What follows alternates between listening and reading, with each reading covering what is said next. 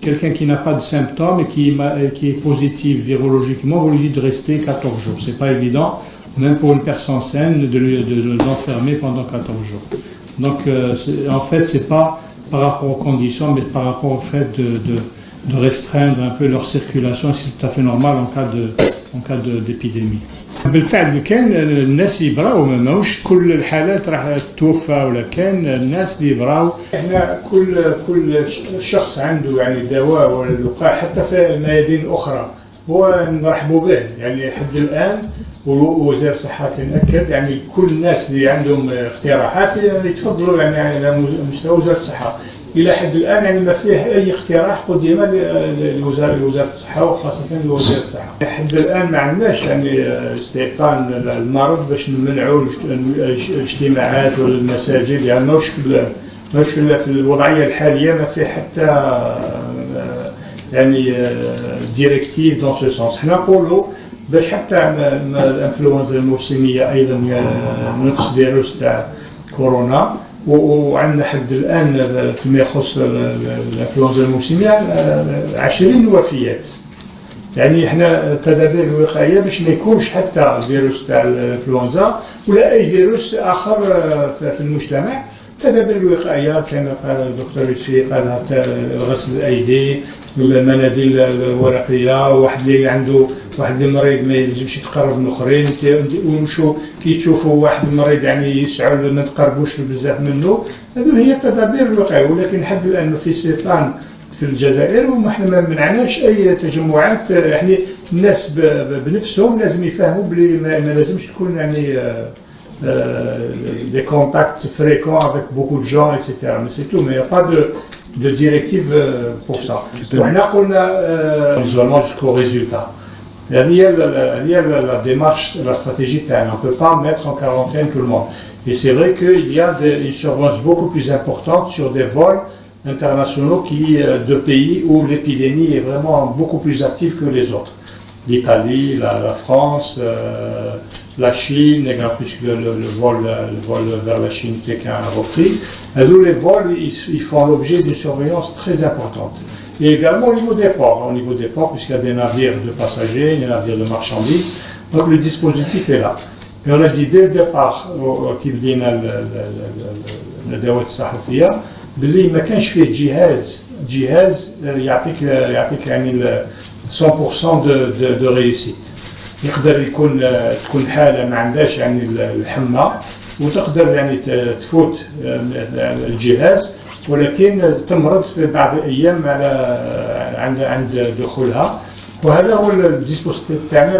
القوه نتاعو هو يكشف يعني في بعض في الحالات هذو اللي ما كانش عندهم الحمى ولكن يكشفهم على مستوى الوحدات الصحيه بان الاطباء تاعو والسلك الطبي تاعنا عالم بكل يعني الحالات هذو وما هي لا ديفينيسيون دو كا. دونك واحد اللي يجي يعني على مستوى الوحدات الصحيه وعنده الحمى ويسعل وجا من لاشين ولا جا من ايطالي سي ان سوجي يعني à prendre en charge convenablement.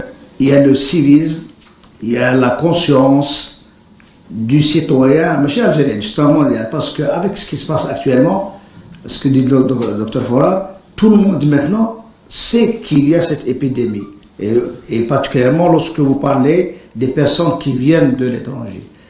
Il y a un seul moyen de vérifier la température, mais beaucoup rentrent sans avoir de la fièvre. Elle est belle ce que c'est.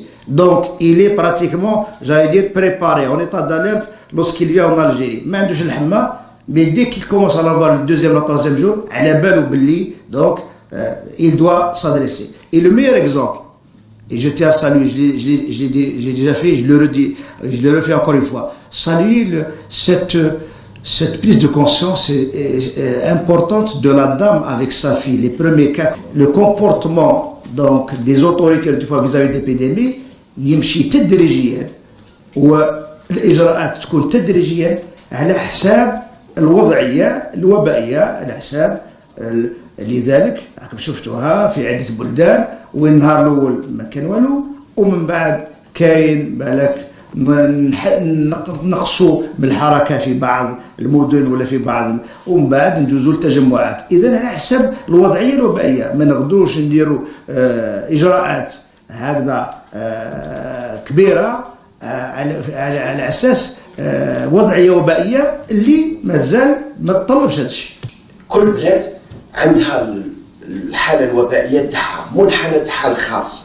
احنا كان دوك الجزائر راهي في لافاز 1، وفي الديبي قلنا لكم بلي احنا سكين في الاستراتيجيه واش يهمنا انه نمنعوا الاستيطان الفيروس في الجزائر على غير الدول الاوروبيه اللي راهو دوك حنا على بالنا بلي الفيروس استوطن عندهم. دونك ils ont des cas ce qu'on appelle des cas autochtones تاعهم. دونك حنا رانا في لافاز 1، سي اون فاز d'importation de virus.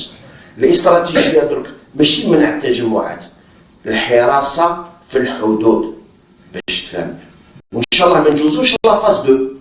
ستادير كل طور عنده لي رياكسيون، عنده لي زاكسيون اموني للطور هذاك. حنا دونك رانا في الطور الاول، حنا ما نقدروش نقولوا لك بلي على شهر ولا 20 يوم ما راح وزاره الصحه تمنع التجمعات.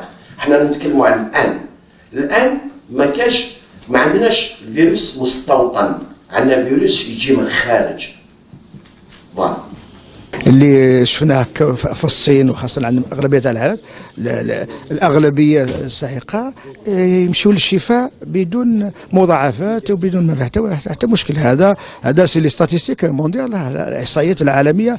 اذا الفيروس هذا صح فيروس جديد، العائله نعرفوها الكورونا فيروس من نوع جديد، ولكن رانا نشوفوا الميدان باللي اكثر من 80% يتفادوا يمشوا للشفاء بدون مشكل.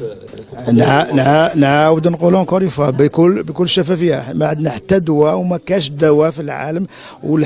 بعض الفرق في العالم ثاني اختبرت بعض الادويه، ولكن دواء باش يكون كما يقولوا معتمد عالميا لازم المنظمه العالميه للصحه تعتمدوا، وبعد كما يقولوا تجارب، بعد منشورات علميه. باسكو البروبليم تاع لا كلوروكين تاع الدواء تاع الملاريا وين كاين منشور صيني. اذا لحد الان احنا ننتظروا، احنا في كل الامراض وكل البلدان ينتظروا التوصيات العالميه وخاصه المنظمه العالميه للصحه. لحد الان ما كاش كما يقولوا دواء معتمد. لا احنا الحالات اللي عندنا ما قلت لك ما عندهاش اعراض، ما نقدموا لهم والو. حاليا عندنا نقولوا 13 زائد واحد، كانوا 14 و14 على بالك وراها. قلت لك 14 حاله، كان 14 حاليا 13 متواجدين وواحد راه موجود في مستغانم. هذا اللي نهضروا عليه اللي هذاك كما يقولوا شخصناه في بوفاريك راه موجود في مستغانم. هذا 14 ومن العائله واحده، هذا كل من العائله واحده. والعائله لو نحوسوا على لا باش نهولوا، لا انسان راكم عندكم مسؤوليه كبيره، يتاكد الانسان من المعلومه، ولا ما عندوش المعلومه ما يديرش. ماشي سي با بور لو سكوب باسكو ما عندوش المعلومه. انا مش عندي الصفه باش نهضر على باسم وزاره الصحه، انا كرئيس مصلحه ولا كخبير في ما عنديش هذه الصفه وبصح، لكن نجاوبك كخبير ونجاوبك. وحتى البلدان اللي احسن منا متقدم منا ما خداوش المنع هذاك في اليوم الاول. فرنسا من جونفي هي عندها الحالات الاولى، الشهر وهي عندها تقريبا بقات في حوالي 15 حاله. كي الحاله تأزمت وزادت وكان حقت في مئات الحالات، ثم اللي بدات بعض الاجراءات وما عمتهاش على كل. اذا كاين امور علميه باينه باللي نتعاملوا مع الوباء تدريجيا على حسب اذا المغرب ولا بلاد واحده، كل واحد راه حر واش يدير. ولا حنا كاين مقاييس علميه اللي نمشيو عليها. تقبلوا نكذبوا. مستشفى بوفاريك موجود منذ 40 سنه. مستشفى بوفاريك راه يقوم ب باش تكونوا على بالكم اكبر مصلحه امراض معديه في الجزائر في موجوده مستشفى بوفاريك. دروك الهيئه هذه سي با دو ما فوت، لا كان تاع 2872 سي ان با ايتي روتابي سي با دو ما فوت اوسي. لا اوسي vous adressez au ministre de la santé, vous adressez aux différents premiers ministres et aux différents présidents de la République qu'on a sollicité depuis maintenant 20 ans. Ça fait 30 ans que je suis à Boufarik, donc ça fait 25 ans qu'on demande. عندي 30 سنه في بوفاريك، وعندنا 30 سنه حنا نطلبوا مستشفى بالنسبه لسكان بوفاريك لولايه بوليده لولايه خاطر المصلحه تاعنا راهي تقوم بالتكفل بالمصلحه مرجعيه بكل ولايه بوليده ب9 ولايات حتى الغردايه تقوم بالتكفل تاعها في كل ميادين الامراض المعديه، مصلحه مرجعيه في الايدز، مصلحه مرجعيه في الالتهابات الفيروسيه الكبد، في عده امراض معديه. اذا العام طول احنا ماذا بينا تجيونا العام طول تجيونا وتحقوا وتشوفوا، وهذاك الوقت رايحين تكونوا انتم لو بليدواي تدافعوا على الحاله نتاع المستشفى، وباش يكون عندنا مستشفى كما يقولوا في الاوتور لي نورم انترناسيونال.